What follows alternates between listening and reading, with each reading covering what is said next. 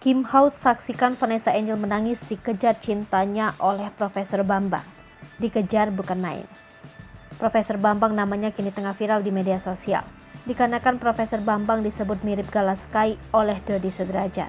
Tidak hanya itu, Profesor Bambang mengaku menolak cinta Vanessa Angel 4 kali. Profesor Bambang membantah kalau dirinya cinta mati dengan Vanessa Angel, dilansir YouTube Kim Haut. Kemudian, Kim Haut melakukan aksi sindiran kepada Profesor Bambang Minggu 29 Mei 2022. Disebutkan kalau Vanessa Angel takut dikejar oleh Profesor Bambang. Vanessa Angel menangis dikejar cinta oleh Profesor Bambang. Profesor Bambang namanya saat ini tengah viral di media sosial. Dikarenakan Profesor Bambang mengaku punya kedekatan dengan Vanessa Angel. Dodi Sudrajat tampaknya lebih senang jika Vanessa Angel menikah dengan Profesor Bambang. Profesor Bambang juga dihujat di media sosial karena mengaku menolak cinta 4 kali Vanessa Angel. Dilansir Instagram Ageng Kiwi Jumat 27 Mei 2022. Profesor Bambang lalu memberikan motivasi agar Vanessa Angel bangkit.